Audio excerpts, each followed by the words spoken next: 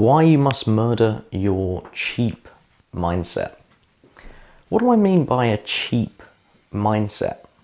It's one of those things where you think that anyone who pays for information is an idiot.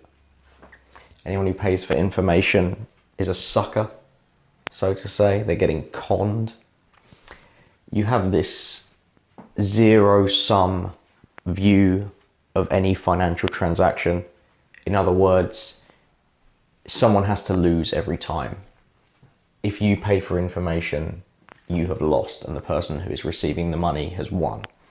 Or if you buy a product, then you are somehow a loser and the person who's selling the product is the winner.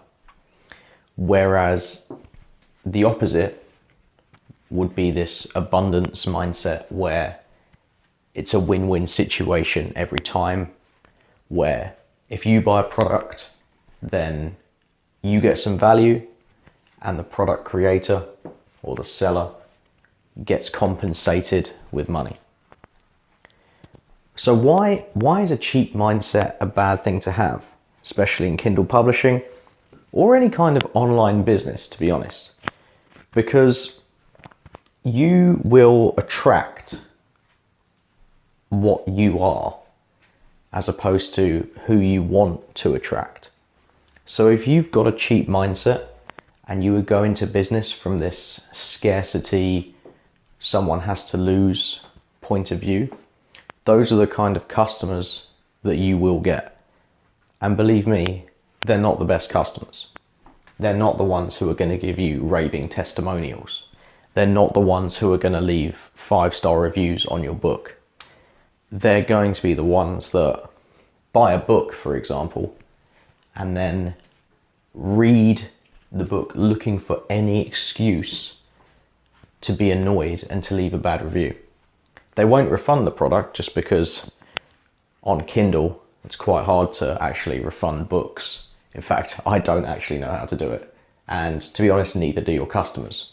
So they're going to give you a bad review in return because they go into the whole transaction thinking, if I give someone money for this information, I've somehow been ripped off, and they're now looking for an excuse to get their quote unquote revenge on you by leaving a 1-star review.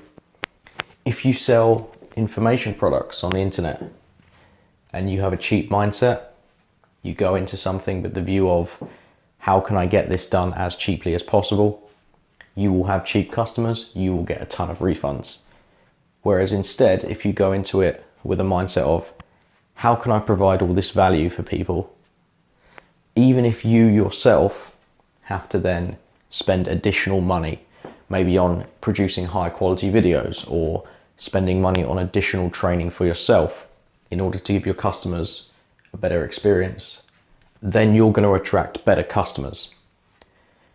In terms of Kindle, if you just try and pump out as many low quality books as possible, you are going to get a ton of low quality customers, which means you're going to get a ton of bad reviews. If you instead take the time to research your market, if you invest the time as opposed to the money in creating a book that people really want to buy, that really gives value to your market, then you're going to get good customers because you're attracting what you are, which is someone who has this abundance, value giving mindset as opposed to what you want.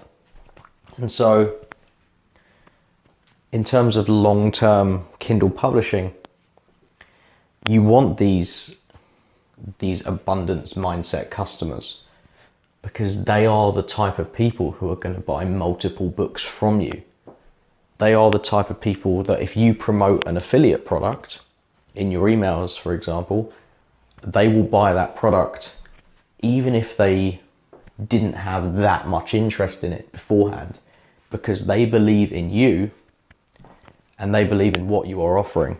And therefore, you're going to have A, better customers, and B, most importantly, more money in your bank account at the end of the month. But this all starts with just destroying your cheap mindset. Going into every transaction or business deal with that mindset of abundance, of both parties can win here. I can get value, or I can provide value to someone, and then the other party gets financially compensated. So if you enjoyed this video, I have a free gift for you. El-Gorr.com, el-gorr.com. The link is in the description. I'll give you a free copy of my 7 Deadly Self-Publishing Sins book. And in there you'll find 7 common mistakes that publishers make, which cost them money every month. So if you're making these mistakes, you're leaving a lot of money on the table. And that book will provide a lot of value for your publishing business. So thank you for watching.